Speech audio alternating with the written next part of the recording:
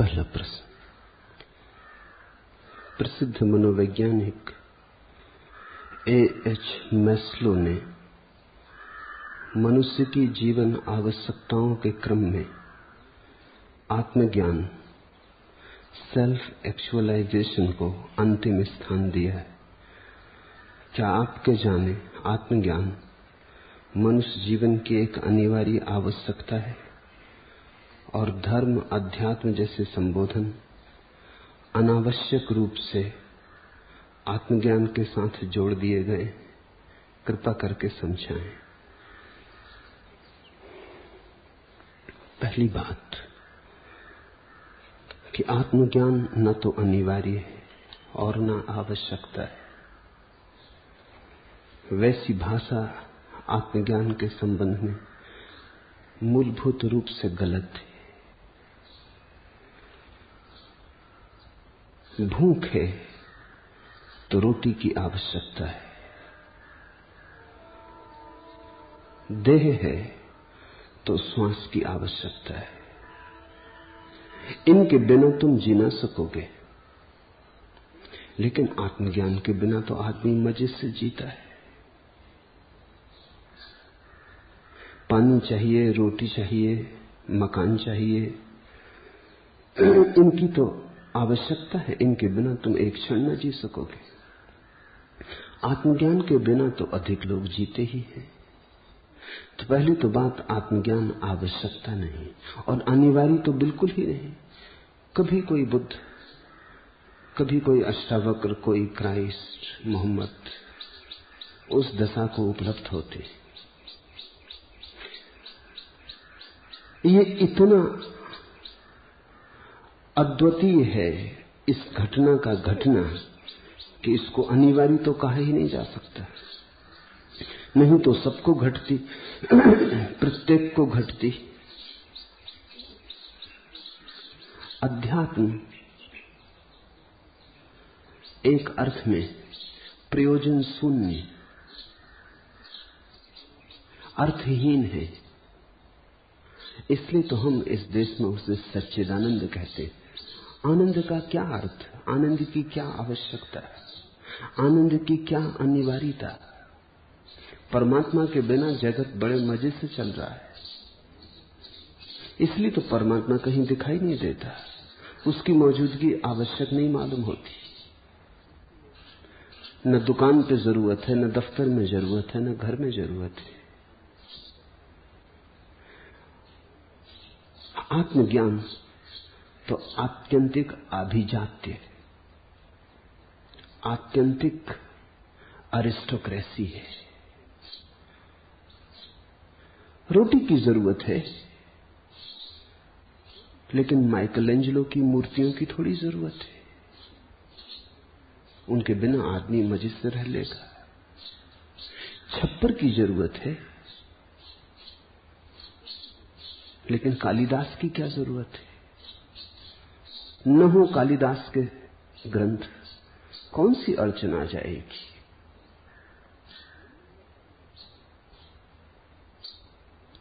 क्षुद्र की जरूरत है, विराट की कहां जरूरत है? और अगर विराट तुम्हारी जरूरत हो तो वह भी क्षुद्र हो जाए। विराट तो आनंद है, अहोभाव है। विराट को तुम आवश्यकता की भाषा में मत खींचना। परमात्मा को अर्थशास्त्र मत बनाना, इकोनॉमिक्स मत बनाना। इसलिए तो समाजवादी कहते हैं रोटी, रोजी और मकान। उसमें कहीं परमात्मा को जगह नहीं। इसलिए कम्युनिज्म में परमात्मा को कोई जगह नहीं। थोड़ा सोचो, मार्क्स जैसा अर्थशास्त्री अगर परमात्मा की कोई आवश्यकता होती, आत्मज्ञान की आवश्यकता होती, तो कम्युनिज्म में कुछ जगह रखता? बिल्कुल जगह नहीं रखी। शुद्ध अर्थशास्त्र में कोई जरूरत ही नहीं। सच तो यह है कि तुम्हारे जीवन में परमात्मा की किरण उतरेगी तो बहुत अड़चनें खड़ी होंगी। इसलिए तो बहुत से लोग हिम्मत नहीं करते। परमात्मा की किरण उतरेगी तो तुम जैसे चलते थे फिर वैसे न चल पाओगे। अड़चनें आनी शुरू हो जाएंगी।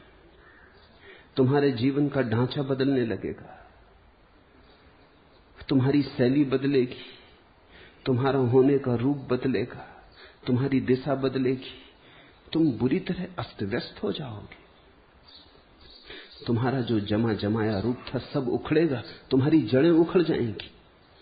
तुम्हें नई भूमि खोजनी पड़ेगी, पुरानी भूमि काम ना आएगी। तुम पृथ्वी पर न टिक सकोगे, तुम्हें आकाश का सहारा लेना होगा। इस बात को तुम जितनी गहराई से समझ लो उतना उपयोगी होगा। परमात्मा बिल्कुल गैर जरूरी है, इसलिए से उन थोड़े से लोगों के ही मन में परमात्मा की प्यास पैदा होती है जिन्हें ये बात समझ में आ गई कि जरूरी में आनंद नहीं हो सकता। जरूरी में ज्यादा से ज्यादा जरूरत पूरी होती। तुम्हें भूख लगी, तुमने भोजन कर लिया। भूखे रहो तो तकलीफ होती है, भोजन करके कौन सा सुख मिल जाता। धूप पड़ती थी, पसीना आता था, तुम परेशान और बेचैन थे, छप्पर के नीचे आ गए, बेचैनी मिट गई। लेकिन छप्पर के नीचे आ जाने से कोई सुख थोड़ी मिल जाता है। आवश्यकता के जगत में दुख है और दुख से छुटकारा है, आनंद बिल्कुल नहीं। यही तो तकलीफ है कि गरीब आदमी जिसके पास धन नहीं है सोचता है धन मिल जाएगा तो आनंद मिल जाएगा।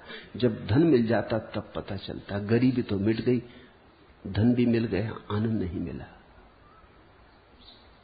आवश्यकताओं की तृप्ति में आनंद कहां? आवश्यकताओं की तृप्ति से दुख कम होता जाएगा। और एक और अनूठी घटना घटती है कि जैसे जैसे दुख कम होता जाएगा वैसे वैसे तुम्हें लगेगा कि सब दुख भी समाप्त हो जाए और आनंद न मिले तो सार क्या है। एक आदमी है जिसे न कोई बीमारी है, न कोई कष्ट है, न कोई आर्थिक परेशानी है, सब सुख सुविधा है, मकान है, कार है, प्रतिष्ठा है। अब और क्या चाहिए? सब आवश्यकताएं पूरी हो गई, अब और क्या चाहिए? लेकिन वो आदमी भी कहता है कुछ खाली खाली है, कुछ लगता है खो रहा है, कुछ मिला नहीं। जब तक तुम प्रयोजन शून्य से संबंध न बांधो, जब तक तुम आवश्यकता के ऊपर उठ के न देखो, जब तक तुम्हारे जीवन में कुछ ऐसा न घटे जिसकी कोई आवश्यकता नहीं थी, तब तक आनंद न घटेगा। आवश्यकता के मिटने से, पूरे होने से दुख नहीं होता है, सुविधा हो जाती, आनंद भी नहीं होता है। आनंद तो घटता है तब जब तुम आवश्यकता के पार उठते हो। अर्थ शून्य में, फूलों में, संगीत में, काव्य में कोई जरूरत नहीं है, वेजनर हो या ना हो, शेक्सपियर हो या ना हो, रविंद्रनाथ हो या ना हो, क्या सार है? खाओगे कविताओं को, पियोगे, ओढ़ोगे। लेकिन ये तो मैं इसलिए नाम ले रहा हूं कि तुम्हें समझ में आ जाए, इनमें भी थोड़ा बहुत अर्थ हो सकता है, परमात्मा में उतना भी अर्थ नहीं। आत्मज्ञान तो बिल्कुल ही निरर्थक है। उसका होने का रस तो है, अर्थ बिल्कुल नहीं। उसे तुम कमोडिटी, बाजार में बिकने वाली वस्तु न बना सकोगे। जिस दिन कोई व्यक्ति इस सत्य को समझने में समर्थ हो जाता है कि जब तक मैं आवश्यकता की पूर्ति खोजता रहूंगा तब तक मैं एक वर्तुल में घूमूंगा, रोज भूख लगेगी, रोज खाना कमा लूंगा, रोज खाना खा लूंगा, फिर भूख मिट जाएगी, कल फिर भूख लगेगी, फिर भोजन, फिर भूख, फिर भोजन। भोजन से कुछ सुख न मिलेगा, सिर्फ भूख से जो दुख मिलता था वो न होगा। सांसारिक आदमी की परिभाषा यही है, जो केवल सुविधा खोज रहा है, असुविधा न हो। आध्यात्मिक आदमी का अर्थ यही है कि जो इस सत्य को समझ गया कि सुविधा सब भी मिल जाए तो जीवन में फूल नहीं खिलते, न सुगंध उठती, न गीत बजते, नहीं, जीवन की वीणा खाली ही पड़ी रह जाती। इसलिए मैं धर्म को आभिजात्य कहता हूं। आभिजात्य का अर्थ है इसका कोई प्रयोजन नहीं, ये प्रयोजनहीन, प्रयोजन शून्य, या कहो प्रयोजन अतीत। और तुम्हारे जीवन में जब भी कभी कोई प्रयोजन अतीत उतरता है, वहीं थोड़ी सी झलक आनंद की मिलती है। जैसे प्रेम में, प्रेम का क्या अर्थ है, क्या सार है? खाओगे, पियोगे, ओढ़ोगे, क्या करोगे प्रेम का?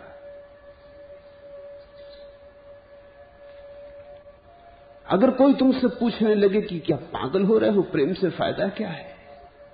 बैंक बैलेंस तो बढ़ेगा नहीं, मकान बड़ा बनेगा नहीं, प्रेम से फायदा क्या है? क्यों समय गंवाते हो? इसलिए तो राजनीतिक प्रेम मेरे के चक्कर में नहीं पड़ता। वो सारी शक्ति पद पर लगाता है, प्रेम पर नहीं। धन का दीवानी, धन का आकांक्षी सारी शक्ति धन को कमाने में लगाता है। प्रेम वो कहता है अभी नहीं, अभी फुर्सत कहां। फिर प्रेम का प्रयोजन भी कुछ नहीं दिखाई देता, एक तरह का पागलपन मालूम होता है। तुम व्यावहारिक लोगों से पूछो, वो कहेंगे प्रेम यानी पागलपन। लेकिन प्रेम में थोड़ी सी झलक मिलती है उसकी जो प्रयोजनहीन है, जिसका कोई अर्थ नहीं, फिर भी परम रस में, फिर भी परम विभा में, फिर भी सच्चिदानंद है। कोई आदमी बैठ के अपनी सितार बजा रहा है, तुम उससे पूछो कि क्या मिलेगा इससे, वो उत्तर न दे पाएगा। क्या सार है इस तार को ठोकने, खींचने, पीटने से? बंद करो, कुछ काम करो, कुछ काम की बात करो, कुछ उपजाओ, कुछ पैदा करो, फैक्ट्री बनाओ, खेत में जाओ।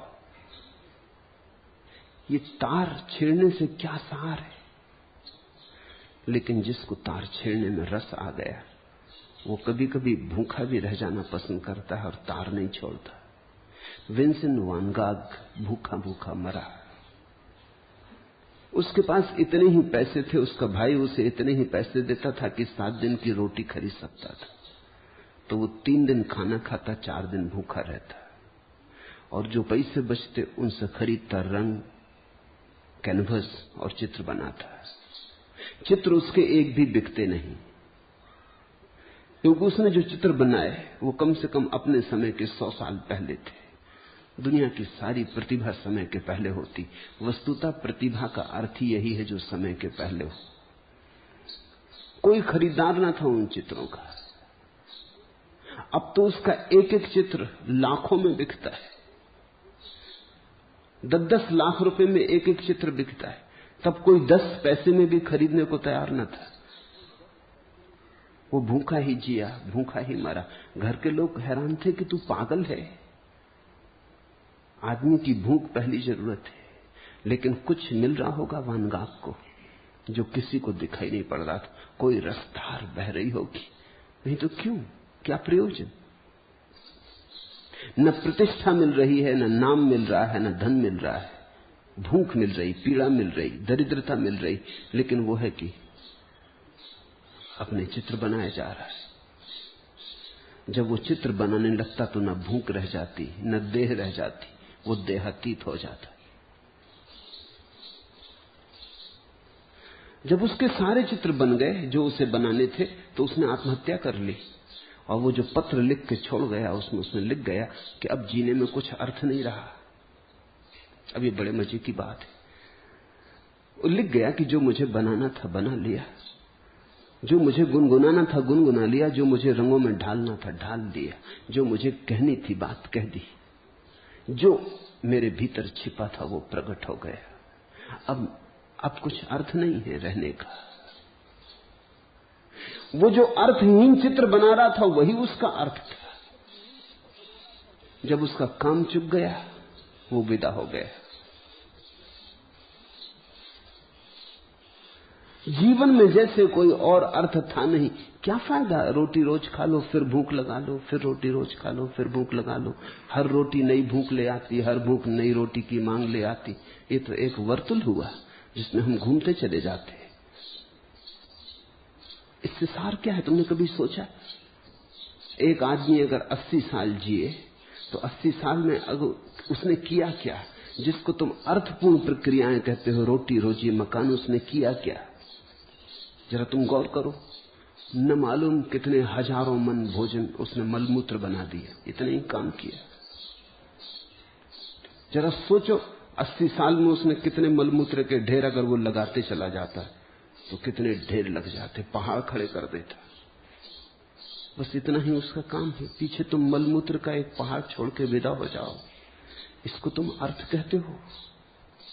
लेकिन यही अर्थ जैसा मालूम पड़ता है, इसका ही अर्थशास्त्र है। मैं इसीलिए परमात्मा को अर्थ नहीं कहता, क्योंकि अर्थ देने से ही तो अर्थशास्त्र का हिस्सा हो जाएगा। मैं उसे कहता हूं अर्थातीत, वो कोई आवश्यकता नहीं है। और जब तक तुम आवश्यकताओं में उलझे हो तब तक तुम उस तरफ आंख ना उठा सकोगे। इसलिए मैं कहता हूं जब कोई समाज बहुत समृद्ध होता है तभी धर्म में गति होती, अन्यथा नहीं होती। ये मेरी बात बड़ी मुश्किल में डालती है लोगों को, क्योंकि लोग पूछने लगते हैं तो फिर क्या गरीब धार्मिक नहीं हो सकता? मैं नहीं ये कहता, गरीब भी धार्मिक हो सकता है, लेकिन गरीब समाज कभी धार्मिक समाज नहीं हो सकता। व्यक्तिगत रूप से गरीब भी इतना प्रतिभावान हो सकता है कि धार्मिक हो जाए, जीवन की व्यर्थता को समझ ले, जिसको हम अर्थ कहते हैं उसकी व्यर्थता समझ ले, तो फिर जो अर्थातीत है वही अर्थ हो जाता है। लेकिन वो बड़ी रूपांतरण की, बड़ी क्रांति की बात है। लेकिन समृद्ध समाज निश्चित रूप से धार्मिक हो जाता है। मेरे देखे तो वही समृद्ध समाज है जो धार्मिक हो जाए। भारत जब अपने स्वर्ण शिखर पर था, जब जरूरतें पूरी थी, खलिहान भरे थे, खेतों में फसलें थी, लोग भूखे न थे, पीड़ित न थे, परेशान न थे, तब धर्म ने ऊंचे शिखर छुए, तब भगवत गीता उतरी, तब अष्टावक्र की महागीता उतरी, तब उपनिषद गूंजे, तब बुद्ध और महावीरों ने इस देश को जगाया। वो स्वर्ण शिखर था।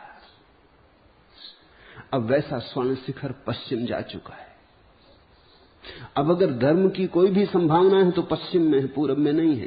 पूरब के साथ धर्म का अतीत है, पश्चिम के साथ धर्म का भविष्य है। तुमने अपने हाथ गंवाया। तुमने ये सोच के गंवाया कि क्या रखा है धन में, संपदा में। कुछ भी नहीं रखा है, ये भी सच है। लेकिन जब धन संपदा होती तभी पता चलता है कि कुछ भी नहीं रखा है। इतनी सार्थकता उसमें है ये दिखाने की। और जब तुम्हारे जीवन में सब होता है और तुम पाते हो कुछ भी नहीं हुआ, तो पहली दफा एक हुक उठती कि अब खोजे उसे जो आवश्यकता नहीं है। और अनिवार्य तो बिल्कुल ही नहीं है परमात्मा। अनिवार्य का तो अर्थ ये होता है तुम चाहे करो चाहे न करो होके रहेगा। अनिवार्य मौत है, समाधि नहीं। अनिवार्य तो मृत्यु है, ध्यान नहीं। अनिवार्य बुढ़ापा है, धर्म नहीं। अनिवार्य इतना ही है कि ये जो क्षणभंगुर है बह जाएगा। शाश्वत आएगा कि नहीं ये अनिवार्य नहीं। शाश्वत तो तुम खोजोगे तो आएगा, खोजोगे, भटकोगे, बार बार पालोगे और खो जाएगा, बड़ी मुश्किल से आएगा। अनिवार्य तो कतई नहीं। अनिवार्य का तो ये मतलब है कि तुम बैठे रहो, कुछ ना करो, होने वाला है, होके रहेगा। मौत जैसा होगा परमात्मा। फिर जैसे सभी आदमी मरते हैं ऐसे सभी आदमी आत्मज्ञान को उपलब्ध हो जाएंगे। नहीं, न तो अनिवार्य है और न आवश्यकता है। आत्मज्ञान खोजने से होगा, गहन साधना से होगा, बड़ी त्वरा से होगा। दांव पर लगाओगे अपने को तो होगा। आत्मज्ञान भाग्य नहीं है कि हो जाएगा, लिखा है विधि में। विधि में जो लिखा है वो तो क्षुद्र है, वो होता रहेगा। 14 साल के हो जाओगे तो काम वासना पैदा होगी, 80 साल के हो जाओगे तो मौत आ जाएगी, 50 के पार होने लगोगे तो बुढ़ापा आ जाएगा। काम वासना अनिवार्य है 14 साल के हुए कि हर बच्चे में हो जाती। अगर किसी बच्चे में न हो तो कुछ गड़बड़ है, तो चिकित्सा की जरूरत है। होनी ही चाहिए, अनिवार्य है, प्राकृतिक। लेकिन अध्यात्म अनिवार्य नहीं है और न प्राकृतिक है। हो जाए तो चमत्कार है। जब हो जाए किसी को तो आश्चर्य है, जो नहीं घटना चाहिए वो घटा। इसलिए तो हम सदियों तक याद रखते हैं बुद्ध को, कि जो नहीं घटना था वो घटा, जिसकी कोई अपेक्षा न थी वो घटा, जिसकी कोई संभावना न थी वो घटा। हजारों साल बीत जाते, बुद्धों को हम नहीं भूल पाते, उनकी याद हमें सताती, कोई तार हमारे हृदय में बजता रहता है। असंभव भी हुआ है। इस पृथ्वी पर सबसे ज्यादा असंभव घटना आत्मज्ञान है। जब मैं कहता हूं असंभव, तो मैं ये नहीं कह रहा हूं कि नहीं घटने वाली, घटती है, घट सकती है, लेकिन अनिवार्यता नहीं है। ऐसा नहीं है कि तुम कुछ ना करोगे और अपने से घट जाएगी। प्राकृतिक नहीं है, अति प्राकृतिक है। पूछा है कि क्या आपके जाने आत्मज्ञान मनुष्य जीवन की एक अनिवार्य आवश्यकता है? दोनों बात नहीं है। अनिवार्य हो तो फिर तुम्हें कुछ करने की जरूरत न रही। तुम्हें बहुत कुछ करना पड़ेगा, तब भी घट जाए तो चमत्कार है। तब भी पक्का नहीं है, आश्वासन नहीं कि घट ही जाएगी, कोई गारंटी नहीं है। बड़ी अभूतपूर्व घटना है। उतार के लाना है सीमा में असीम को, उतार के लाना है देह में परमात्मा को, उतार के लाना है शून्य को मन में, महाशून्य के लिए जगह बनानी। अनिवार्य तो बिल्कुल नहीं। अनिवार्य तो वही है जो हो गया है। वासना हो गई है, घर बस गया है, धन की दौड़ चल रही, पद की दौड़ चल रही, राजनीति अनिवार्य है, धर्म अनिवार्य नहीं है। इसलिए तो हमने इस देश में धार्मिक व्यक्ति को समादर दिया। हमने सम्राटों को आदर नहीं दिया, क्योंकि इसमें क्या है, सभी सम्राट होना चाहते, नहीं हो पाते ये दूसरी बात है, लेकिन सभी होना चाहते, सभी की आकांक्षा है। ये होना कुछ विशेष नहीं, ये बड़ी साधारण बात है। पद पर हो जाना कुछ विशेष बात नहीं। एक गांव में बुद्ध का आगमन हुआ था, तो उस गांव के वजीर ने अपने राजा को कहा कि बुद्ध आते हैं, हम स्वागत के लिए गांव के बाहर चलें। राजा अकड़ीला था, उसने कहा जाने की हमें क्या जरूरत, और बुद्ध हैं क्या, भिखारी ही हैं, आ जाएंगे अपने आप, हमारे जाने न जाने की क्या जरूरत है। वो बूढ़ा वजीर तो ये सुनकर रोने लगा। उसने अपना इस्तीफा लिख दिया। उसने कहा मेरा इस्तीफा ले ले, ये त्याग पत्र, मुझे क्षमा करें, मैं चला, अब तुम्हारी छाया में भी बैठना उचित नहीं। उस राजा ने कहा मामला क्या है, इसमें इतने नाराज होने की बात क्या है, मैंने कुछ बुरी बात तो कही नहीं, मैं सम्राट हूं, वो भिखारी हैं, उनके लिए मुझे लेने जाने की जरूरत क्या है। उस वजीर ने कहा बस बात खत्म हो गई, अब मैं तुम्हारे पास न बैठ सकूंगा, तुम अपने लिए वजीर खोज लो। क्योंकि ऐसे आदमी के पास क्या बैठना जिससे इतनी भी समझ ना हो कि राजनीति तो साधारण है, राजा होना तो साधारण है, लेकिन ये बुद्ध का भिखारी हो जाना असाधारण है, अपूर्व है, अद्वितीय है। यहां कुछ घटा है, जाओ उनके चरणों में गिरो। ये सौभाग्य तुम्हारा कि वो इस गांव में आते, और मैं तो चला, तुम्हारे पास बैठना कुसंग है। ये ठीक कह रहा है वजीर। इस बूढ़े के पास आंखें, इसके पास कुछ समझ, कुछ परख है। धन का हमने समादर नहीं किया, हमने समादर कुछ और ही बात का किया है, बोध का, संन्यास का, त्याग का। उन्होंने जिन्होंने छोड़ा, उन्होंने जिन्होंने ऊपर आंखें उठाई और आकाश की तरफ देखा, उनका हमने सम्मान किया है। पश्चिम में इतिहास लिखा गया, पूर्व में इतिहास नहीं लिखा गया, हमने पुराण लिखे। पश्चिम के विचारक बड़े हैरान होते कि भारत में इतिहास क्यों नहीं लिखा गया।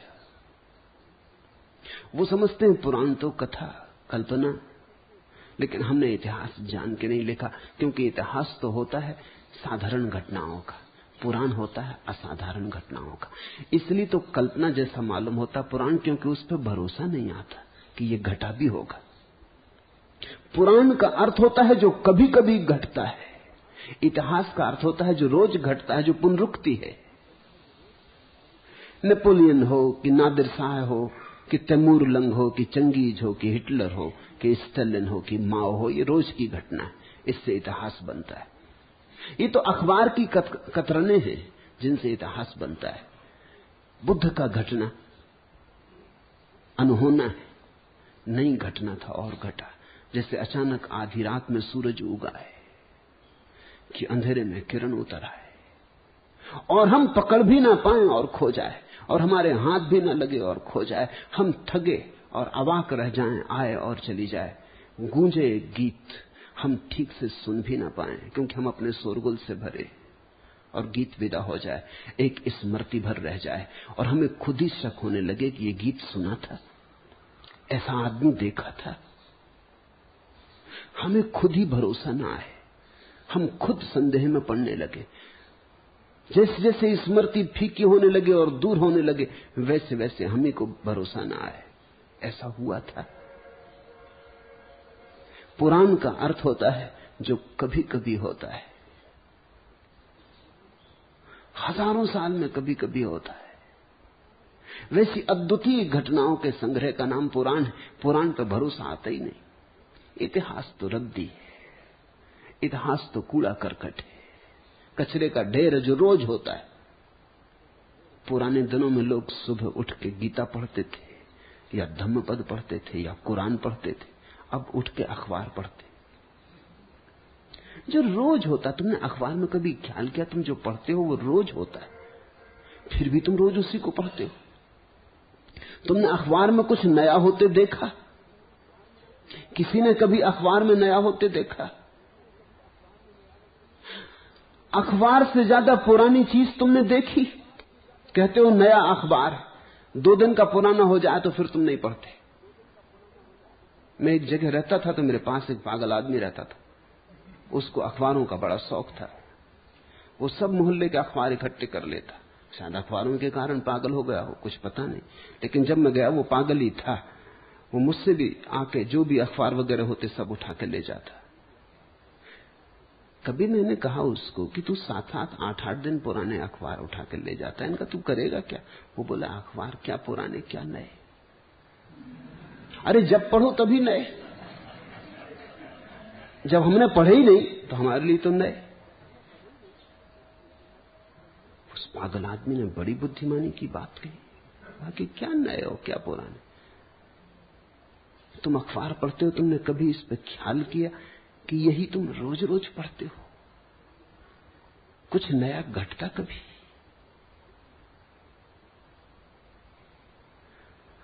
नया तो कुरान में घटा है, धम्मपद में घटा है, अष्टावक्र में घटा है।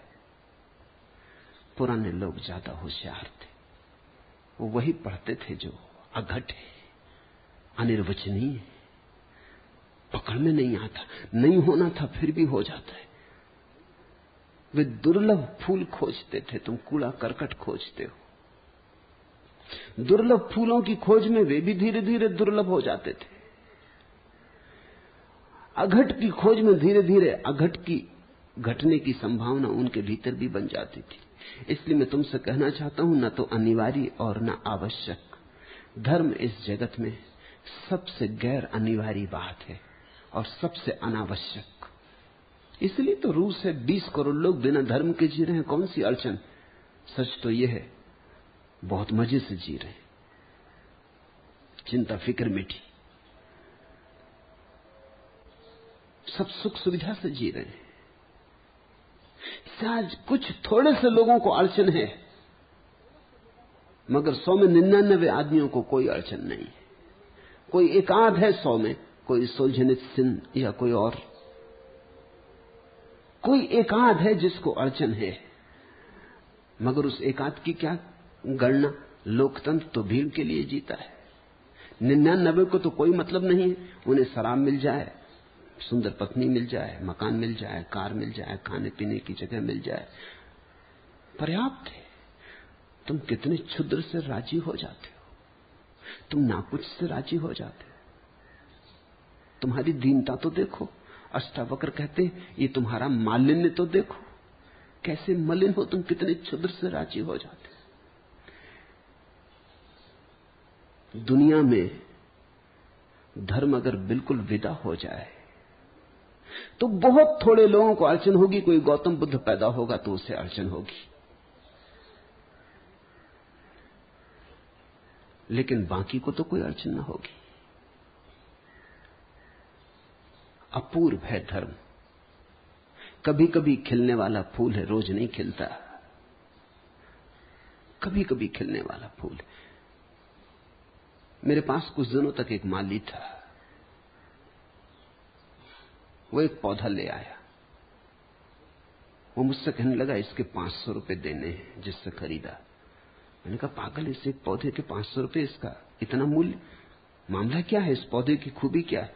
उसने कहा इसमें फूल खिलता है, लेकिन वो 12 साल में एक बार खिलता है। तो मैंने कहा फिर देने लायक, फिर तू 500 नहीं 1000 भी दे तो ले जा, क्योंकि जब 12 साल में फूल खिलता है तो अद्वितीय है। ऐसा मौसमी फूल है, 2 सप्ताह 4 सप्ताह में खिल जाते। 12 साल तो थोड़ा धर्म जैसा फूल है, इसे तो जरूर लगा, इस मेरे बगीचे में होना ही चाहिए। हम प्रतीक्षा करेंगे इसकी जब खिलेगा। और जब फूल खिला, वो रात को ही खिलता, पूर्णिमा की रात को वो खिला, तो सारा पड़ोस, दूर दूर से लोग उसे देखने आने लगे। वो कभी कभी खिलता, उसके दर्शन रोज रोज नहीं होते। बुद्ध पुरुष कभी कभी खिलते हैं। वो सहस्त्रार का कमल कभी कभी खिलता है। उसकी आकांक्षा मत करो जो रोज खिलता है, जो रोज मिलता है, उस क्षुद्र में कुछ भी नहीं। उसकी आकांक्षा करो जो अपूर्व है, अद्वितीय है, अनिर्वचनीय है, पकड़ के बाहर है। उसे चाहो जो असंभव है। जिस दिन तुमने असंभव को चाहा उसी दिन तुम धार्मिक हुए। असंभव की वासना धर्म की मेरी परिभाषा है। तरतुलियन का बड़ा प्रसिद्ध वचन है कि मैं ईश्वर में भरोसा करता हूं क्योंकि ईश्वर असंभव है। असंभव है इसलिए भरोसा करता हूं। संभव में क्या भरोसा करना? संभव में भरोसा करने के लिए कोई बुद्धिमानी चाहिए, कोई बड़ी प्रतिभा चाहिए। संभव में भरोसा तो बुद्धू से बुद्धू को आ जाता है। असंभव में भरोसा के लिए तुम्हारे भीतर श्रद्धा के पहाड़ उठे, गौरी शंकर निर्मित हो, तो असंभव की श्रद्धा होती। असंभव की चाह है धर्म, पैशन फॉर द इम्पॉसिबल।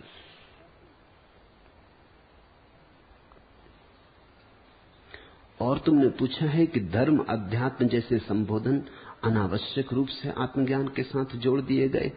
नहीं, जरा भी नहीं। वे संबोधन बड़े सार्थक हैं। धर्म का अर्थ होता है स्वभाव। वो बड़ा सांकेतिक शब्द है। धर्म का अर्थ रिलीजन या मजहब नहीं होता। रिलीजन या मजहब को तो हम संप्रदाय कहते हैं। धर्म का अर्थ तो बड़ा गहरा है, जिसके कारण इस्लाम धर्म है, और जिसके कारण ईसाईयत धर्म है, और जिसके कारण जैन धर्म है, और जिसके कारण हिंदू धर्म है, जिसके कारण ये सारे धर्म धर्म कहे जाते हैं, वो जो सबका सारभूत है उसका नाम धर्म है। ये सब उस धर्म तक पहुंचने के मार्ग हैं, इसलिए संप्रदाय है। ईसाईयत एक संप्रदाय हुई, हिंदू एक संप्रदाय है, जैन एक संप्रदाय, बौद्ध एक संप्रदाय, इस्लाम एक संप्रदाय। धर्म तो वो है जहां तक ये सभी संप्रदाय पहुंचा देते हैं। इसलिए इस्लाम को धर्म कहना उचित नहीं, हिंदू को धर्म कहना उचित नहीं। संप्रदाय, संप्रदाय शब्द अच्छा है। इसका अर्थ होता है मार्ग, जिससे हम पहुंचे, जिस पे पहुंचे वो धर्म है। धर्म बड़ा अनूठा शब्द है। उसका गहरा अर्थ होता है स्वभाव। हमारा जो आत्यंतिक स्वभाव है, हमारा भीतर के आखिरी केंद्र पर जो छिपा है बीज की तरह, उसका प्रकट हो जाना। हम परमात्मा को बीज की तरह लिए घूम रहे हैं। हम जन्मों जन्मों तक घूमते रहे परमात्मा को बीज की तरह लिए। जब तक हम उस बीज को भूमि न देंगे ध्यान की, तब तक धर्म का वृक्ष खड़ा न होगा। अगर धर्म से परिचित होना है तो ध्यान में गहरे उतरना पड़े, क्योंकि ध्यान भूमि बनता है और धर्म का बीज ध्यान की भूमि में अंकुरित होता है। दुनिया में धर्म नहीं है। हां, कभी कभी धार्मिक व्यक्ति होते, जो हैं वो सब संप्रदाय है। तो धर्म शब्द व्यर्थ नहीं है, ऐसे जबरदस्ती आत्मज्ञान के ऊपर नहीं थोप दिया गया है। और अध्यात्म भी बड़ा बहुमूल्य शब्द है, उसका भी वही मतलब होता है। वो जो तुम्हारी निजता है, समझने की कोशिश करो। तुम्हारे पास दो तरह की चीजें हैं। एक तो जो तुम्हें दूसरों ने दी है, जो तुम्हारी निजी नहीं है। जैसे भाषा, जब तुम पैदा हुए थे तो तुम कोई भाषा लेके ना आए थे, भाषा तुम्हें दी गई। मौन तुम लेके आए थे, भाषा तुम्हें दी गई। मौन अध्यात्म है, भाषा सामाजिक है। जो तुम लेके आए थे, जो तुम्हारा है, निजी है, वो अध्यात्म है। जो उधार है, भाषा है, वो अध्यात्म नहीं है। जो भी तुम्हें दूसरों ने दे दिया है वो अध्यात्म नहीं। तुम्हारे पास बहुत ज्ञान हो सकता है जो तुमने विश्वविद्यालय से सीखा, शास्त्रों से सीखा, गुरुओं से सीखा, वो अध्यात्म नहीं है। जिस दिन तुम्हारा अंतश्चेतन जागेगा, तुम्हारी आंख खुलेगी, तुम्हारे अपने ज्ञान का प्रादुर्भाव होगा, उसका नाम अध्यात्म है। अध्यात्म का कोई शास्त्र नहीं होता, और अध्यात्म की कोई किताब नहीं होती, और अध्यात्म को उधार पाने का कोई उपाय नहीं है। अध्यात्म कोई वस्तु नहीं जो हस्तांतरित हो सके। अध्यात्म है तुम्हारा आत्यंतिक निज रूप, तुम्हारी निजता। जिस दिन तुम सब उधार को छांट के अलग कर दोगे, कहते जाओगे यह भी मैं नहीं, यह भी मैं नहीं, नेति नेति, तुम इंकार करते जाओगे, और वैसी घड़ी बचेगी जब तुम इंकार न कर सकोगे, जिसे तुम्हें कहना पड़ेगा यही मैं हूं। उस दिन अध्यात्म तो साक्षी भाव ही अध्यात्म है, बाकी तो सब गैर अध्यात्म है। ये शब्द बड़े प्यारे हैं, इन शब्दों का अर्थ समझोगे तो तुम्हारे भीतर शब्दों का अर्थ सुनते सुनते, समझते समझते ही कुछ घटना घटनी शुरू हो जाएगी। एक छोटी सी चिंगारी महावन को जला देती। ये छोटे छोटे शब्द नहीं है, ये छोटी छोटी चिंगारियां हैं।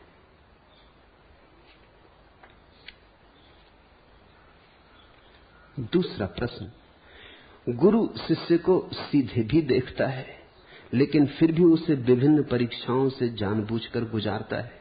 क्या इससे शिष्य का आत्मज्ञान तीव्र और शुद्धतर होता है? कृपा करके समझाएं। गुरु देखता है तुम्हारे तीन रूप, तुम जो थे, तुम जो हो, तुम जो हो सकते हो।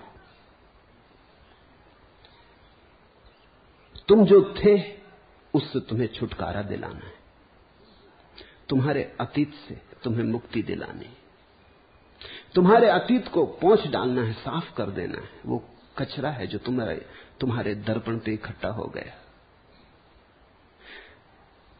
तुम्हें अतीत से विच्छिन्न करना है, ये पहला काम। फिर तुम जो हो उसके प्रति तुम्हें जगाना है, क्योंकि तुम्हें उसका बिल्कुल पता नहीं कि तुम कौन हो। तुम जो रहे हो अब तक, तुम्हारा अतीत इतना बोझिल हो गया है, उसमें तुम इस भांति दब गए हो कि तुम्हारा वर्तमान तुम्हें दिखाई नहीं पड़ता। और वर्तमान बड़ा छोटा सा क्षण, बड़ा आणविक, इतना छोटा क्षण है कि तुम उसे पकड़ भी नहीं सकते। तुमने देखा कि ये रहा वर्तमान, कि वो गया। इतना कहने में कि ये रहा वर्तमान, वर्तमान अतीत हो जाता है। इतना समय में तो वर्तमान गया। वर्तमान को कहने के लिए शब्द भी जुटाओ, उतनी देर में वर्तमान जा चुका होता है। वर्तमान तो बड़ी पतली धार है, बड़ी सूक्ष्म। वहां तो तुम शांत साक्षी रहोगे तो ही पकड़ पाओगे। तो तुम्हें अतीत से छुटकारा दिलाना है, तुम्हें वर्तमान में जगाना है। और भविष्य, अगर तुम अतीत में जकड़े रहे तो अतीत ही तुम्हारे भविष्य का निर्णायक होता है, अतीत ही तुम्हारे भविष्य को बनाता है। मुर्दा तुम्हारे भविष्य को भी नष्ट करता चला जाता है, क्योंकि तुम भविष्य की जो योजना बनाओगे वो कहां से लाओगे? तुम्हारे अतीत से लाओगे। अतीत के अनुभव के आधार पर ही तुम भविष्य के भवन खड़े करोगे। वो पुनरुक्तियां होंगी, वो फिर वही दोहराना होगा। थोड़े बहुत हेरफेर कर लोगे, रंग बदल लोगे, थोड़ा रूप बदल लोगे, लेकिन होगा वो अतीत ही, सजाया हुआ, समारा हुआ। लाश ही होगी अच्छे वस्त्रों में श्रृंगारित।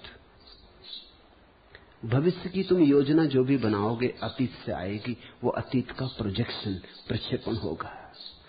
तो गुरु की चेष्टा होगी कि वो तुम्हें अतीत को भविष्य में प्रक्षेपित न होने दे। नहीं तो तुम्हारा अतीत तो नष्ट होगा, तुम्हारा भविष्य भी नष्ट हो जाएगा। गुरु की चेष्टा होगी कि तुम्हें अतीत से मुक्त करवा दे, और गुरु की चेष्टा होगी कि तुम्हें भविष्य की चिंता और विचारणा से भी मुक्त करवा दे। क्योंकि भविष्य का सारा विचार भविष्य को नष्ट करना है। भविष्य का विचार कैसे हो सकता है? भविष्य तो वही है जो अभी आया नहीं। भविष्य तो वही है जिसका तुम्हें कोई पता नहीं। भविष्य तो अभी कोरी स्लेट है, कोरा कागज है, जिस पर कुछ लिखा नहीं गया। अभी तुम भविष्य पे अगर कुछ लिखना शुरू कर दोगे तो तुम भविष्य को खराब कर लोगे। उसका कोरापन घर आने के पहले ही खराब हो जाएगा। तो वर्तमान में तुम्हें जगाना है, अतीत से तुम्हें छुटकारा दिलाना है, भविष्य के सपनों को अवरुद्ध करना है। इन 3 कामों के लिए गुरु सारी की सारी चेष्टा करता है। तुम्हें जगाता है, फिर परीक्षाएं भी खड़ी करता है कि तुम जागे या नहीं। क्योंकि तुम्हारी नींद इतनी गहरी है कि कई बार तुम नींद में ही सपना देख लेते हो कि जाग गए। तुम्हें ऐसे सपने याद होंगे जिनमें तुमने नींद में सपने में समझ लिया कि जाग गए। सुबह उठ के पता चला कि सपना तो झूठा था ही, सपने में जागे वो भी झूठा था। बहुत डर है इस बात का कि जागने की बातें सुन सुन के कहीं तुम जागने का सपना ना देखने लगो, वो यथार्थ नहीं होगा। इसलिए अष्टावक्र जनक की खूब कस के कसौटी करने लगते। मुझे भी देखना पड़ता है कि कहीं तुम किसी नए सपने में ना पड़ जाओ, कहीं अध्यात्म का सपना ना देखने लगो। सपने सब सपने हैं, संसार के हों कि अध्यात्म के। सपने से मुक्त हो जाना है तो अध्यात्म। और तुम्हें जल्दी बातें पकड़ जाती हैं, क्योंकि जिस बात से अहंकार की तृप्ति हो तत्क्षण पकड़ जाती। जिससे किसी ने कहा कि तुम तो ब्रह्म स्वरूप हो, पकड़ी कि तो इसमें तो कोई अड़चन होती नहीं। इसलिए तो इतने करोड़ों लोग इस बात को मान लेते हैं कि हम ब्रह्म स्वरूप हैं। इसको पकड़ने में देर नहीं लगती। पापी से पापी आदमी भी जब सुनता है उद्घोष उपनिषदों का, अष्टावक्र का, सिंह गर्जना कि तुम परमेश्वर हो, तो वो भी सोचता बिल्कुल ठीक, ये तो हम पहले से जानते थे। कहते नहीं थे कि कोई मानेगा नहीं, लेकिन जानते तो हम पहले से थे। पाप इत्यादि तो सब सपना है। हालांकि तुम किए जाते हो पाप। अब तुम एक नई तरकीब खोज लेते हो कि ये तो सब माया है। चोरी तुम किए चले जाते हो, बेईमानी तुम किए चले जाते हो, अब तुम कहते हो ये सब माया है। तुम अक्सर पाओगे जहां इस तरह के शुद्ध वेदांत की बातें होती हैं, वहां तुम महापापियों को बैठे देखोगे और प्रसन्न पाओगे। वहीं उनको प्रसन्नता मिलती है, और कहीं तो मिल नहीं सकती।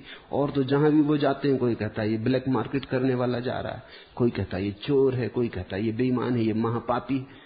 वो जहां शुद्ध अध्यात्म बह रहा है, वहीं उनको थोड़ी शांति मिलती है। वहां उनको लगता है कि बिल्कुल ठीक बात हो रही, पाप इत्यादि सब झूठे। तुम साधु संतों के पास पापियों को इकट्ठा देखोगे, उनके वचन उनके अहंकार को बड़ी तृप्ति देते। चलो कोई तो जगह है जहां हम प्रफुल्लित होकर बैठ सकते हैं कि कोई पाप इत्यादि नहीं, ये सब माया है। न कुछ किया, न कुछ किया जा सकता है, करता हम है ही नहीं, न हम भोगता हैं, हम तो साक्षी। तो गुरु को देखना पड़ता है कि कहीं ये साक्षी की धारणा तुम्हारे लिए आत्मघाती तो ना हो जाएगी। जल्दी से ही घोषणा हो जाती।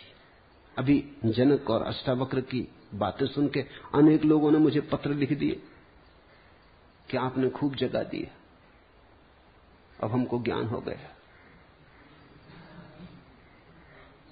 एक मित्र ने लिखा कि अब तो मैं जाग के जा रहा हूं कि मैं स्वयं परम ब्रह्म हूं। वो गए भी,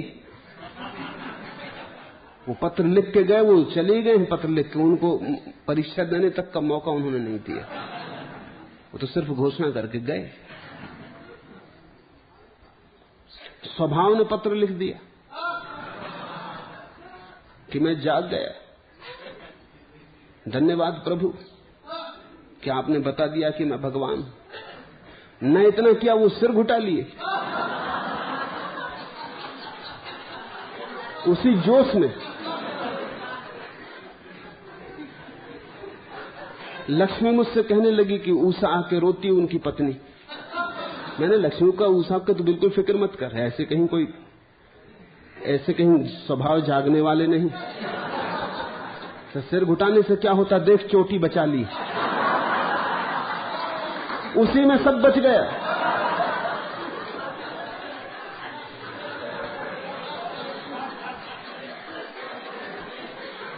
चोटी क्यों बचाई स्वभाव ने?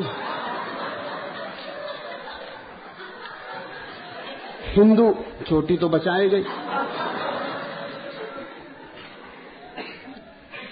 मैंने उनकी पत्नी को खबर भेज दी कि तू बिल्कुल घबरा मत ऊषा, जब तक मैं ही ना कहूं ये जाग गया तब तक तू फिक्र मत कर। ऐसी तो ये कई करवटें लेंगे और फिर सो जाएंगे।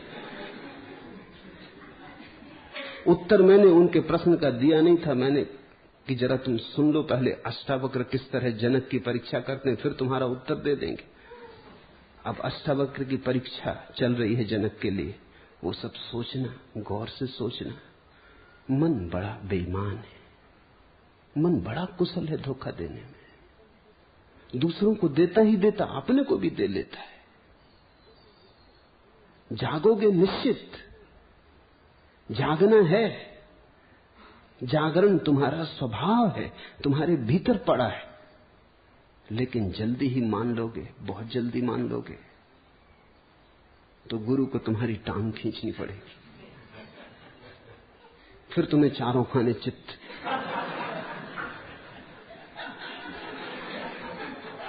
अगर तुम न गिराए गए तो तुम किसी खतरे में पड़ सकते हो।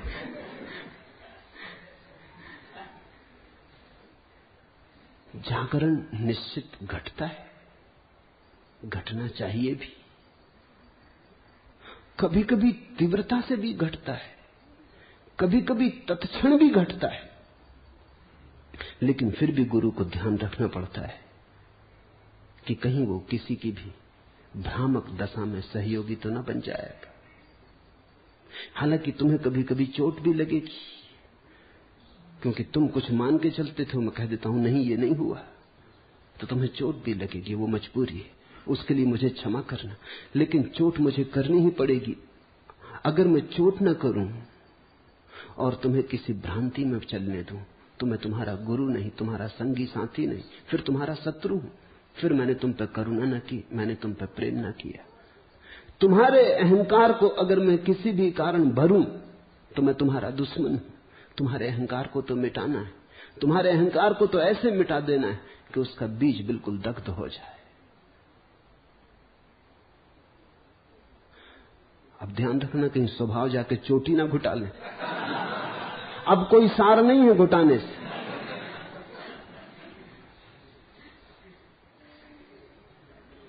अब तो मैंने कह दिया, अब कुछ मतलब नहीं। अब तुम घुटा भी लो तो कोई फर्क नहीं पड़ता। चेष्टा तो है समझने की, स्वभाव की गहन चेष्टा है, बड़ी तीव्र आकांक्षा है। जागना चाहते हैं, जागना चाहते हैं, इसलिए तो कभी कभी नींद में भी जागने का सपना देख लेते। आकांक्षा शुभ है, आकांक्षा होनी चाहिए। एक अर्थ में धन्यभागी है ऐसा व्यक्ति, क्योंकि कम से कम उनसे तो बेहतर है जो नींद में भी जागने का सपना नहीं देखते। कम से कम जागने का सपना ही सही, लेकिन जागने की आकांक्षा होगी तभी तो जागने का सपना देखोगे। अगर अहंकार सन्यास से भी भरते हो तो भी शुभ है एक अर्थ में, कि सन्यास से भर रहे हो अहंकार। सन्यास की आकांक्षा तो है ही, अब थोड़ी और आगे जाना है, इस आकांक्षा को परिशुद्ध करना। पूरा जागना ही है, सपना क्या देखना जागने का। जागने के सपने से कुछ सार ना होगा। इस प्रभु की यात्रा के रास्ते पर कई पड़ाव पड़ेंगे जहां तुम्हारा सो जाने का मन होगा। शक्तियां जगेंगी तब तुम्हारा सो जाने का मन होगा। तुम कहोगे आ गए, बस हो गया, देखो शक्ति जग गई। एक मुसलमान युवक मेरे पास साधना करता था, बड़ी गहन आकांक्षा से साधना में लगा था, बड़ी अटूट उसकी निष्ठा थी। वो एक दिन मेरे पास आया और उसने कहा कि घटना घट गई, मालूम होता है आत्मज्ञान हो गया। कहा हुआ क्या? उसने कहा कि मैं एक बस में बैठा था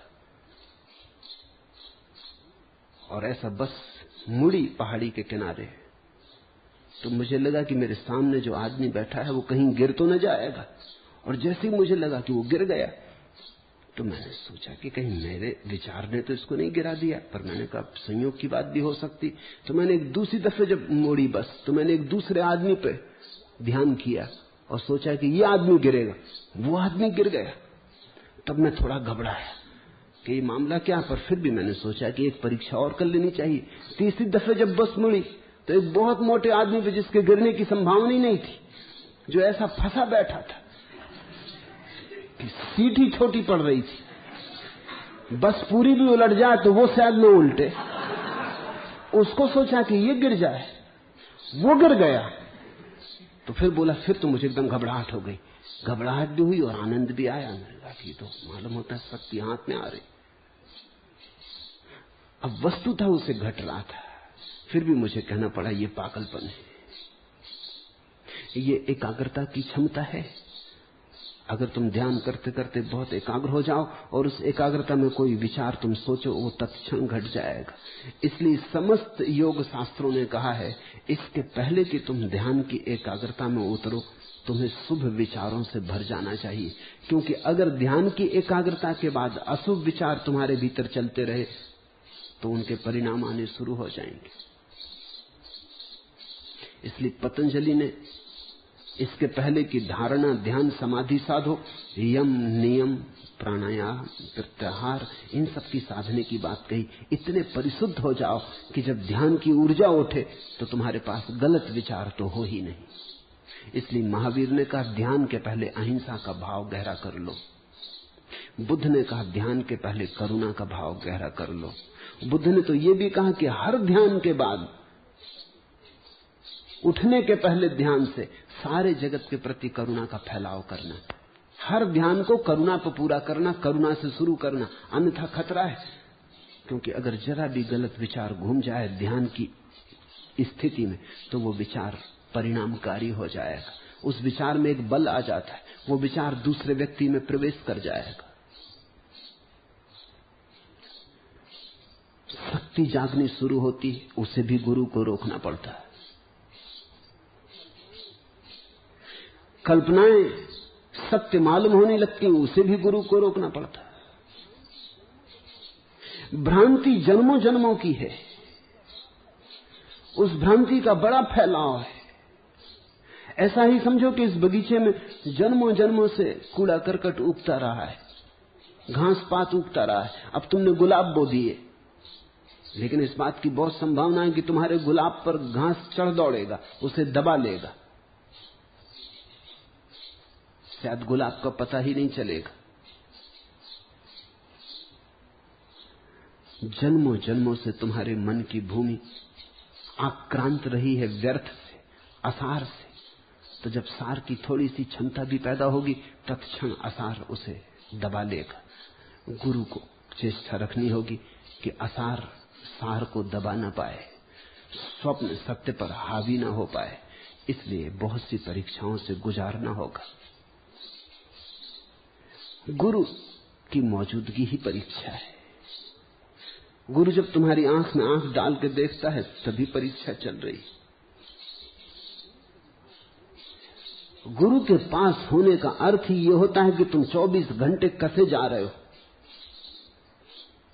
और इस कसने से घबराना मत, इस कसने के लिए तैयार रहना और गुरु को धन्यवाद देना कि मुझे ऐसा छोड़ मत देना, मुझे कसते चलना, क्योंकि यात्रा लंबी है, अनजान है, अपरिचित है, मुझे तो कुछ पता नहीं, कहीं भटक ना जाऊं। भटकाव की संभावना ज्यादा है पहुंचने के बजाय, क्योंकि भटकाव हमारा पुराना अभ्यास है।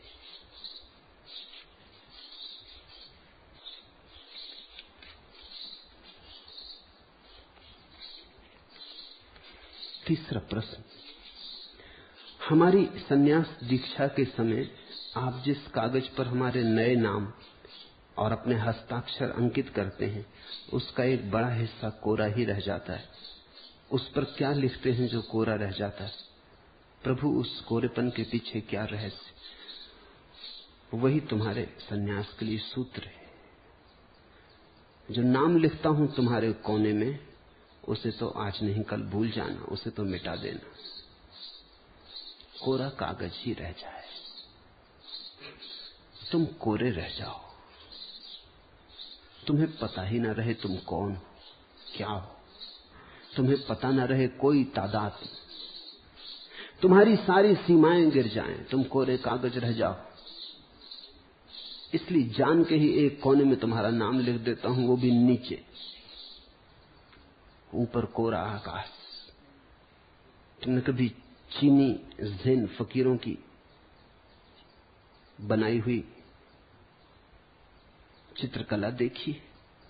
उनके चित्र वास्तविक चित्र है। उनके चित्र में तुम पाओगे बड़ा कैनवस होता, लंबा, और नीचे कोने में जरा सी पेंटिंग होती, बड़ा विराट आकाश, और जरा से कोने में वो ठीक ठीक सूचना दे रहे हैं। वो कह रहे हैं आदमी का जाना हुआ बस ऐसा है, जरा सा कोने में, आदमी का बनाया हुआ बस ऐसा है, जरा सा कोने में, फिर विराट आकाश है। पश्चिम में जो पेंटिंग होती है उसमें आकाश होते ही नहीं, सब भरा होता, पूरा कैनवस भरा होता, सब रंग डालते हैं, कोरा कुछ छोड़ते नहीं। जब पश्चिम पहली दफा ज़ेन पेंटिंग को पहचानने लगा तो बड़ा चकित हुआ कि इतने बड़े कागज पर इतनी सी पेंटिंग तो थोड़े से कागज पे हो जाती, ये इतना कागज खाली क्यों छोड़ा है? वो खाली बड़ा राज है, वो रहस्य, वो सूचक है, वो खाली ही सच है, बाकी तो थोड़ी सी लहरें, सागर ही सच है। ये पृथ्वी तो हमारी बड़ी छोटी सी, ये बड़ा आकाश, इस अनुपात को मत भूलना। इसलिए कोने में नीचे दस्तखत कर देता हूं, तुम्हारा नाम लिख देता हूं, और पूरा कागज खाली छोड़ देता हूं, ताकि बार बार तुम्हें याद आती रहे कि तुम्हारा नाम तो बस जरा सा कोने में, वो भी एक दिन भूल ही जाना है, अनाम हो जाना है, तभी सन्यास पूर्ण होता है। कोरे कागज जैसे हो जाना है। सूफियों की एक किताब है जो बिल्कुल कोरी है, उस जैसी बढ़िया कोई किताब नहीं। उस किताब में कुछ लिखा नहीं है, कोई 700-800 साल पुरानी किताब है, एक गुरु से दूसरे गुरु को दे जाती रही, एक गुरु ने एक शिष्य को दे दी, फिर वो अपने शिष्य को दे गया, हाथ हाथ चलती रही है, अभी भी सुरक्षित है। अभी भी 700 साल के बाद शिष्य उसे पढ़ते हैं खोल के, उसमें कुछ लिखा नहीं, वो कोरे कागज है। उस किताब को सूफी छापना चाहते थे, कोई पब्लिशर छापने को राजी नहीं, फिर किसी ने हिम्मत की और छापा, लेकिन उसने भी जब छापा उसको तो कोई 20-25 पन्ने भूमिका के लिखवा लिए। खराब हो गई किताब। भूमिका में सब इतिहास दे दिया कि किसने शुरू की ये किताब, फिर किसके हाथ में रही, फिर किसके हाथ में गई, मगर उससे सब खराब हो गया। वो किताब कोरी ही होनी चाहिए, मगर कौन राज्य होगा कोरी किताब छापने को? लोग कहेंगे कुछ हो भी तो छापने को तो छापे, इसमें तो कुछ है नहीं। राजस्थान में एक महिला है, बोरीबाई, अद्भुत महिला है। जब भी मैं राजस्थान जाता था वो जरूर मुझे मिलने आती थी। बहुत थोड़ी सी महिलाएं भारत में होंगी जो उस कोटि की हैं। बिल्कुल देहाती है, उसे कुछ पता भी नहीं, मगर सब पता है। वो मुझसे कहने लगी कि बाप जी आप मेरे गांव आना, मैंने एक किताब लिखी, उसका उद्घाटन करना। मैंने कहा तू किसी और को धोखा देना, तेरी किताब में समझ गया उसमें क्या होगा, तू उसे यहीं ले आना, मैं यहीं उद्घाटन कर दूंगा। तो वो ले आई, एक दफा सिर पर रख के लाई, बड़ी सुंदर पेटी में सजा के लाई। उसके भक्त थे, वो महिला है योग्य, उसके भक्त साथ में आए। उसकी किताब का मैंने उद्घाटन कर दिया। कुछ भी नहीं, एक छोटी सी पुस्तिका थी अंदर, खाली, कुछ उसमें लिखा नहीं था। वो लिखना पढ़ना जानती भी नहीं। जब पहली दफा मेरे शिविर में आई तो जो उसके साथ आए थे भक्त, वो तो सब ध्यान करने लगे। वो उठ के अपनी कोठरी में चली गई। उसके भक्तों ने जाके कहा कि हम आए ही यहां इसलिए हैं कि ध्यान करें, आपने ध्यान नहीं किया। वो कहने लगी कि तुम बाप जी से पूछ लेना। वो मेरे पास आए, उन्होंने कहा ये मामला क्या है? भूरबाई कहती बाप जी से पूछ लेना। वो बाप जी मुझे कहना नहीं चाहिए क्योंकि वो होगी 70-80 साल की। मैंने कहा वो ठीक कहती है, क्योंकि जो मैंने कहा था वही उसने किया। मैंने कहा था कुछ ना करो, शांत साक्षी हो जाओ। वो उसके पास गए, उन्होंने कहा, उन्होंने तो ऐसा कहा। वो कहने लगी ठीक कहा, वहां तो बड़ी भीड़ भाड़ थी, उपद्रव था, कई लोग कुछ कुछ कर रहे थे, मैं इस कोठरी में आके बैठ गई, मैंने कुछ न किया, बड़ा ध्यान लगा। फिर वो अपने गांव वापस गई तो गांव के लोगों ने पूछा कि वहां से क्या लाई, तो उसने अपनी कोठरी पर चुप लिखवा दिया। मैंने कहा कि इतनी समझी मैं, जो कहे तो बहुत सी बात है, लेकिन मेरी बुद्धि में ज्यादा नहीं समाता, मैं तो गैर पढ़ी लिखी हूं, चुप, इतना मेरी समझ में आया। वो अपनी कोठरी पर लिखवा रखा है कि इतना उनकी बातों में से मैं समझ पाई। कहते तो वो बहुत कुछ है, इतना मैं पकड़ पाई, वही मैं तुमको कह सकती। वो जो कोरा कागज है वो कहता है चुप।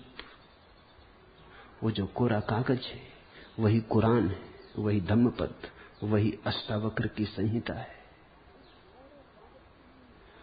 उस कोरे कागज के लिए ही सारे शास्त्रों ने चेष्टा की है कि तुम्हारी समझ में कोरा कागज पढ़ना आ जाए। शून्य को समझाने के लिए शब्दों का सहारा लिया है, लेकिन शब्दों को समझाने के लिए नहीं, शून्य को समझाने के लिए, मौन में ले जाने के लिए भाषा का प्रयोजन है। तुम साक्षी बनो, तुम कोरे भीतर शून्य के साक्षी बनो, वही निर्वाण घटित होता, समाधि घटित होती।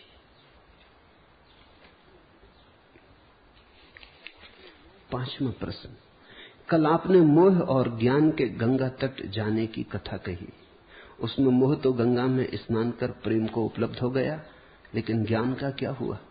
कृपा कर ज्ञान की नियत पर भी थोड़ा प्रकाश डाल। वो अभी भी भटक रहा है, ज्ञान अभी भी भटक रहा है। ज्ञान बड़ी अकड़ी हुई बात है। तुम पंडित से ज्यादा अहंकारी और किसको पाओगे? धनी भी उतना अहंकारी नहीं होता जितना अहंकारी तथाकथित ज्ञानी हो जाता है। जिसको ये लगता है कि मुझे मालूम, उसकी अकड़ का क्या कहना। तो ज्ञान तो राजी न हुआ कल्प गंगा में उतरने को।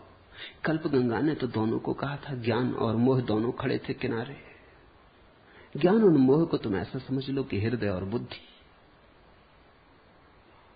संकल्प और समर्पण, भाव और विचार, नाम कुछ भी दे दो, दोनों खड़े थे। गंगा ने कहा, आओ प्यारे, स्नान कर लो मुझ में, हो जाओ पवित्र, नहलाऊंगी तुम्हें, शुद्ध कर दूंगी, नया कर दूंगी, पुनर्जीवन होगा तुम्हारा। मोह तो उतर गया, क्योंकि मोह तो भाव है, हृदय है, तर्क नहीं है वहां। उसने तो निमंत्रण स्वीकार कर लिया, उसने कहा कि चलो देखें। वो तो उतर गया, उसने तो डुबकी मार ली।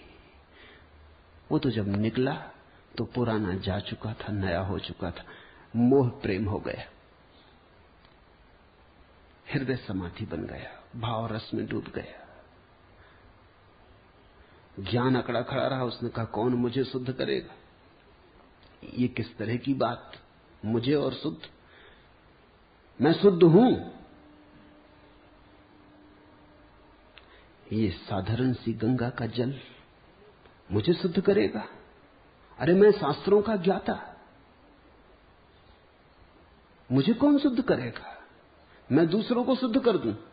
वो अकड़ा खड़ा रहा। वो मोह पर हंसा भी कि ये भी क्या पागल बातों में आ रहा है।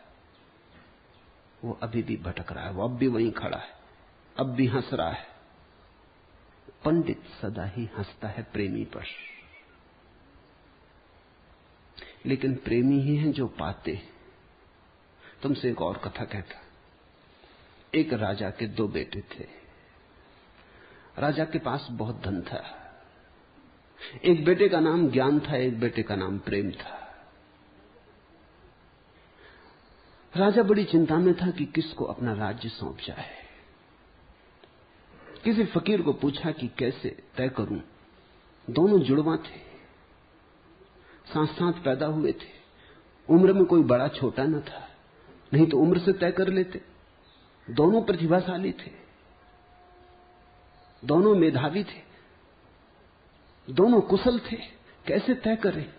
बाप का मन बड़ा डमाडोल था, कहीं अन्याय ना हो जाए। फकीर से पूछा। फकीर ने कहा, ये करो, दोनों बेटों को कह दो कि यही बात निर्णायक होगी। तुम जाओ और सारी दुनिया में बड़े बड़े नगरों में कोठियां बनाओ। जो कोठियां बनाने में 5 साल के भीतर सफल हो जाएगा, वही मेरे राज्य का उत्तराधिकारी होगा। ज्ञान चला, उसने कोठियां बनानी शुरू कर दी। मगर 5 साल में सारी पृथ्वी पर कैसे कोठियां बनाओगे? हजारों बड़े नगर हैं। कुछ कोठियां बनाया, उसका धन भी चुक गया, सामर्थ्य भी चुक गई, थक भी गया, परेशान भी हो गया, और फिर बात भी मूर्खतापूर्ण मालूम पड़ी। इससे सार क्या है? 5 साल बाद जब दोनों लौटे तो ज्ञान तो थका मांदा था, भिखमंगे की हालत में लौटा। सब जो उसके पास थी संपदा वो सब लगा दी। कुछ कोठियां जरूर बन गई, लेकिन इससे क्या सार? वो बड़ा पराजित और विषाद लौटा। प्रेम बड़ा नाचता हुआ लौटा। बाप ने पूछा, कोठियां बनाई? प्रेम ने कहा कि बना दी, सारी दुनिया पे बना दी। सब बड़े नगरों में क्या, छोटे छोटे नगरों में भी बना दी, समय काफी था। बाप भी थोड़ा चौंका। उसने पूछा कि तेरा बड़ा भाई, ये तेरा दूसरा भाई, ये तो थका हारा लौटा है कुछ नगरों में बना के, तूने कैसे बना ली? प्रेम ने कहा कि मैंने मित्र बनाए, जगह जगह मित्र बनाए। सभी मित्रों की कोठियां मेरे लिए खुली। जिस गांव में जाऊं वहीं 1 क्या 2-2 3-3 कोठियां। मकान मैंने नहीं बनाए, मैंने मित्र बनाए। ये आदमी मकान बनाने में लग गया, इसलिए चूक हो गई। मकान तो मेरे लिए खुले खड़े, कोठियां मेरे लिए तैयार हैं, जगह जगह तैयार हैं। जहां आप कहें वहां मेरी कोठी, हर नगर में मेरी कोठी। एक तो ढंग है प्रेम का और एक ढंग है ज्ञान का। ज्ञान से अंततः विज्ञान पैदा हुआ। ज्ञान की आखिरी संतति विज्ञान है। विज्ञान से अंततः टेक्नोलॉजी पैदा हुई। विज्ञान की संतति टेक्नोलॉजी है, तकनीक है। प्रेम से भक्ति पैदा होती, भक्ति प्रेम की पुत्री है, भक्ति से भगवान पैदा होता है। वो दोनों दिशाएं बड़ी अलग है।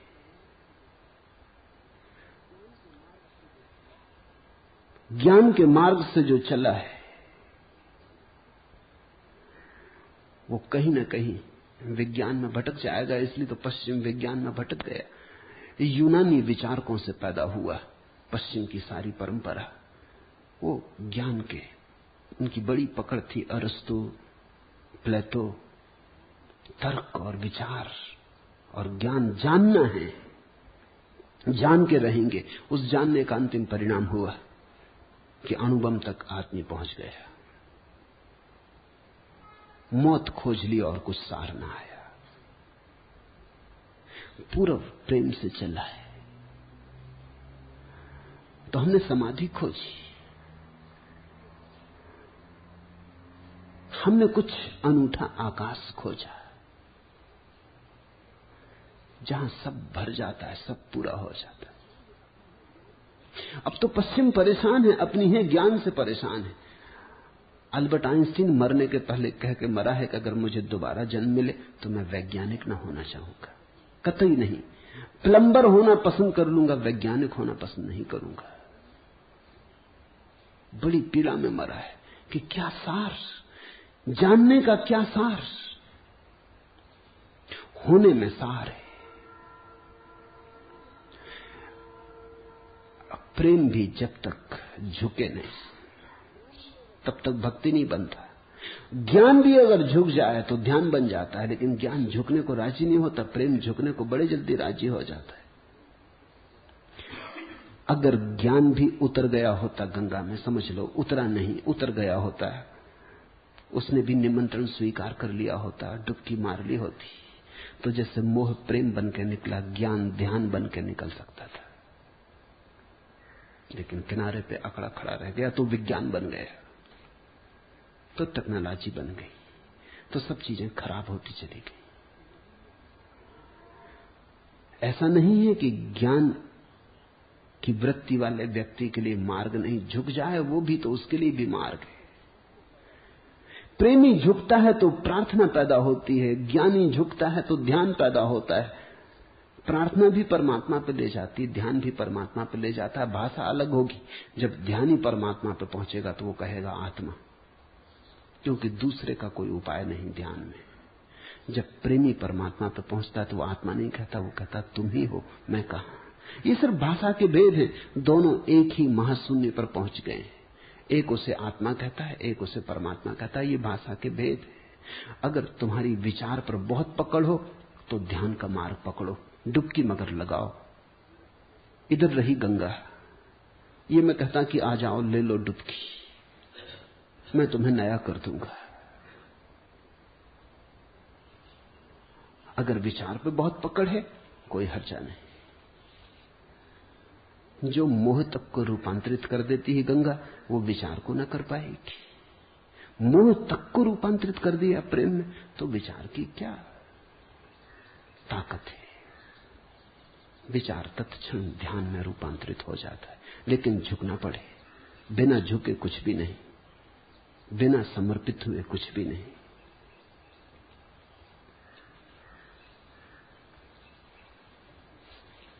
छठवां प्रश्न, ऐसा लगता है कि पृथ्वीचारी जनक पहली बार आकाश को देखकर आश्चर्यचकित होते हैं, तो आकाश विहारी अष्टावक्र को संसार देखकर ही आश्चर्य होता है।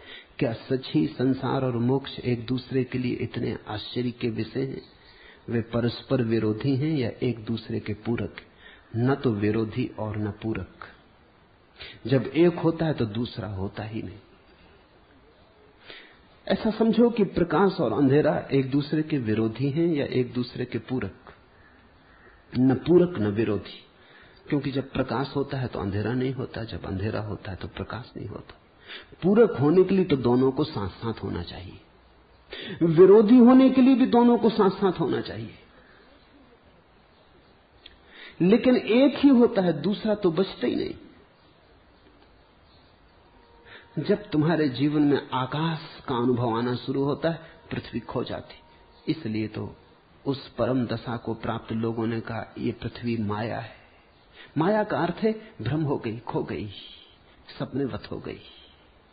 जब पृथ्वी का सपना पकड़ता है तुम्हें जोर से, तो आत्मा, ब्रह्म, ईश्वर सब सपनेवत हो जाते। जिसके लिए पृथ्वी सच है, उसके लिए आत्मा माया है। जिसके लिए आत्मा सच है, उसके लिए पृथ्वी माया हो जाती। लेकिन दोनों साथ साथ कभी नहीं होते, एक ही होता है। ऐसा समझो कि रस्सी में सांप दिखाई पड़ गया, तो जब तक सांप दिखाई पड़ता तब तक रस्सी दिखाई नहीं पड़ती। फिर जब दिया ले आया और रस्सी दिखाई पड़ गई तो सांप दिखाई नहीं पड़ता। तो तुम क्या कहोगे, एक दूसरे के पूरक है या एक दूसरे के विरोधी? न तो पूरक न विरोधी, क्योंकि दोनों कभी साथ साथ होते नहीं, एक ही है। एक ही भ्रांति में दूसरे जैसा भासता है। आकाश ही है, परमात्मा ही है। तुम्हारे देखने के ढंग में जरा भूल है तो तुम आकार में उलझ जाते हो, निराकार को नहीं देख पाते। तो तुम रूप में उलझ जाते हो, अरूप को नहीं देख पाते। गुण को तो पकड़ लेते हो, निर्गुण छूट जाता है। फिर जब तुम्हारी समझ गहन होती, प्रगाढ़ होती, और तुम अरूप को देखने लगते हो तो रूप खो जाता है। तब तुम निराकार को देखने लगते हो तो आकार खो जाता है। और इसलिए आश्चर्य पैदा होता है। जनक आश्चर्यचकित थे, क्योंकि जब पहली दफा आकाश दिखाई पड़ा तो पृथ्वी एकदम खो गई। जिस पे सदा से खड़े थे, अचानक वो पैरों के नीचे से खिसक गई जमीन। तो वो आश्चर्य से भरे हैं। वो कहते हैं, आश्चर्य, आश्चर्य, ये हुआ क्या, ये कैसे हुआ? अष्टावक्र भी आश्चर्य से भरे। वो आकाश की तरफ से जब देखते हैं तो पृथ्वी वहां कहीं भी नहीं है। तो वो कहते हैं कि ये आश्चर्य, तुझे आश्चर्य होता है आकाश को देखकर, मुझे आश्चर्य हो रहा है तेरी पृथ्वी की बातें सुनकर। दोनों का आश्चर्य बिल्कुल ठीक है, क्योंकि जिसने रस्सी में सांप देखा था, जब उसे पता चलेगा कि रस्सी है तो वो आश्चर्यचकित होगा। जो सदा से जानता रहा कि रस्सी रस्सी है, वो भी आश्चर्यचकित होगा कि किसी ने इसमें सांप देख लिया। दोनों आश्चर्यचकित होंगे।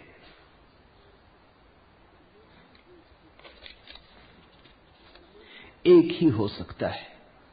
परमात्मा और पदार्थ दो चीजें नहीं, सत्य और संसार दो चीजें नहीं।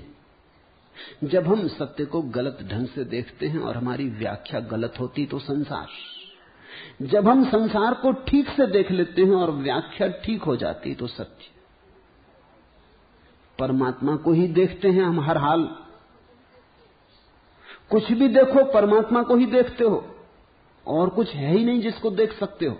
हाँ, तुम्हारे देखने में अगर थोड़ी भ्रांति हो, तुम्हारी आंख में अगर थोड़ी खराबी हो, तो जो तुम्हें दिखाई पड़ता है, जो तुम देख लेते हो, वो जो दिखाई पड़ रहा है उससे भिन्न हो जाता है। लेकिन जो दिखाई पड़ रहा है वो तो वही का वही है, शाश्वत, सनातन।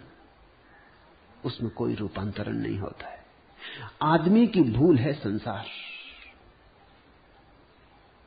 आदमी की गलत व्याख्या है संसार। रात अंधेरे में तुम देख लेते हो तुम्हारा ही लंगोट टंगा है। अब लंगोट में दो हाथ जैसे मालूम पड़ते, लंगोटी लटकी, को लगता आदमी खड़ा। तुम ही टांग आए दिन में, और रात तुम ही बाहर जाने से डरने लगते हो कि वहां कोई आदमी खड़ा मालूम होता है। लंगोट अब भी लंगोट है। लंगोट ने डराने का तुम्हें कुछ भी नहीं किया है, मगर तुम ही घबरा सकते हो। कभी अंधेरे में तुमने देखा, अंधेरे रास्ते पर एकांत में चलते हुए अपने ही जूते की आवाज ऐसी लगती कि कोई पीछे आ रहा है, घबराहट पकड़ने लगती।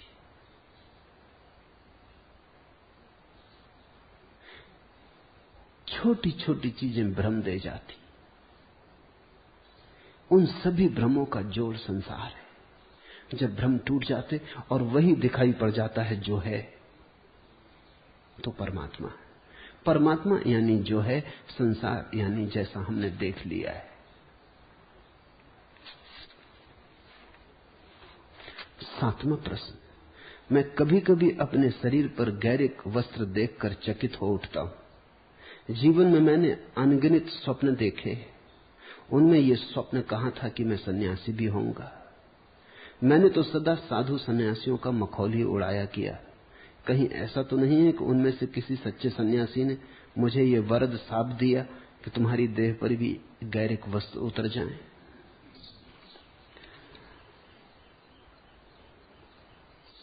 सब सपने आदमी देखता है, सन्यास का सपना तो कभी नहीं देखता,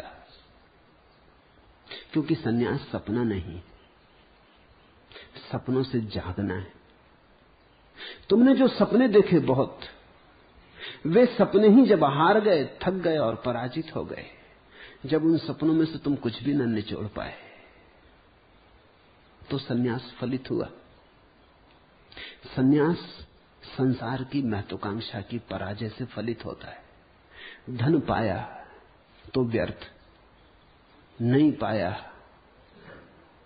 तो दुखदाई, पद पाया तो व्यर्थ, नहीं पाया तो दुखदाई। दौड़ दौड़ के कभी पाके कभी ना पाके हर हाल दुख पाया। मैत्रेय का प्रश्न है, मैत्रेय मुझे मिले तब वो पार्लियामेंट के सदस्य थे, एमपी थे। राजनीति में उनकी दौड़ थी, बने रहते वहां तो अभी कहीं ना कहीं चीफ मिनिस्टर होते, बड़ी संभावना थी। जवाहरलाल के प्रिय पात्रों में से थे, तो मेरे चक्कर में न पड़ते तो या तो जेल में होते या चीफ मिनिस्टर होते, दो में से कुछ होते। क्योंकि जयप्रकाश के भी वो प्रिय पात्र थे, दोनों से बचा लिया मैंने उन्हें। लेकिन मैं समझ पाता हूं उनका प्रश्न। उन्होंने कभी सपना भी नहीं देखा होगा। राजनीतिक कहीं सपना देखता सन्यासी होने का? राजनीति और धर्म बड़ी विपरीत आयाम है, उनसे ज्यादा विपरीत और कुछ भी नहीं। राजनीति है महत्वाकांक्षा, धर्म है महत्वाकांक्षा से शून्य हो जाना। राजनीति है पद प्रतिष्ठा की दौड़, दूसरों पर काबू पाने की दौड़, और धर्म है अपने मालिक होने की आकांक्षा। ये बड़ी भिन्न बातें हैं। दूसरे के स्वामी होने की जो आकांक्षा है वो राजनीति, अपने स्वामी होने की जो आकांक्षा है वो धर्म। इसलिए तो सन्यासियों को हम स्वामी कहते हैं। इससे तुम ये मत समझ लेना कि तुम किसी दूसरे के स्वामी में तुमको बना रहा हूं। ऐसी भ्रांति हो सकती है कि हमको स्वामी बना दिया, अब हम सबके स्वामी हैं, ऐसा मत सोच लेना। अपने बस इतने हो गए तो काफी। अपना ही कोई स्वामी हो जाए तो पर्याप्त है। और जो अपना स्वामी नहीं है, वो दूसरों के स्वामी होने की चेष्टा कर रहा है, उसकी यात्रा असफल होना निश्चित है। जो अभी अपना भी स्वामी नहीं हो पाया, वो किसका स्वामी हो पाएगा? इसलिए जिनको तुम राजनेता कहते हो, वो अपने अनुयायियों के भी अनुयायी होते, वो अपने गुलामों के भी गुलाम होते। अखबारों में उनकी तस्वीरें देख के बहुत चकित मत हो जाना। वो छोटे छोटे लुच्चे लफंगों गुंडों से दबे होते, वो पीछे खड़े रहते हैं। उन गुंडों की कहीं अखबारों में तस्वीर नहीं छपती, लेकिन उनके इशारों पे चलते होते। चलना ही पड़ेगा। जिसको तुम्हें अपने पीछे चलाना है, उसके इशारे पे चलना होगा। तुम्हारे अनुभव में सिर्फ एक ही बात होगी, क्योंकि तुम सभी राजनीतिज्ञ नहीं हो। पत्नी को तुम्हें अपने पीछे चलाना हो तो तुम्हें मालूम है पत्नी की एक एक आकांक्षा पूरी करनी होती, तो ही वो तुम्हारे पीछे चलती।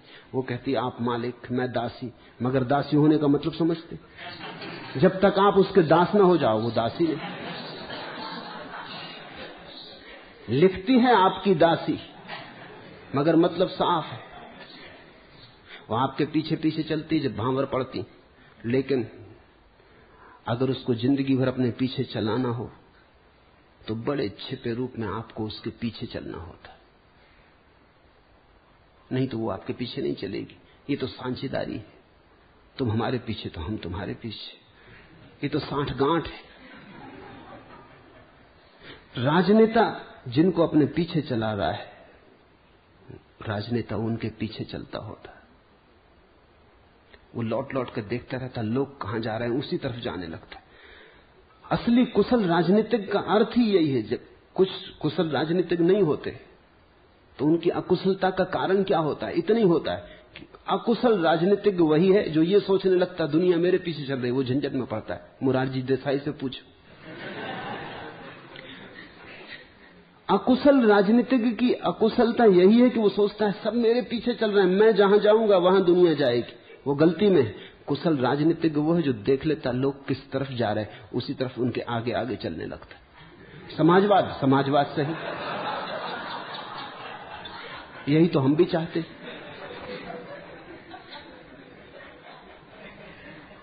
मुल्ला नसरुद्दीन अपने गधे पे भागा जा रहा था। एक बाजार में लोगों ने उसे रोक लिया और पूछा कि कहां जा रहा है। उसने कहा मुझसे मत पूछो, मेरे गधे से पूछो, क्योंकि मैं राजनीतिज्ञ हूं। पहले मैंने बहुत कोशिश की इस गधे को चलाने की, मगर गधा है, हम बाएं चलाएं वो दाएं जाए, बीच बाजार में मखौल उड़े, भीड़ इकट्ठी हो जाए। अरे नसरुद्दीन तुम्हारे गधे पे भी बस नहीं।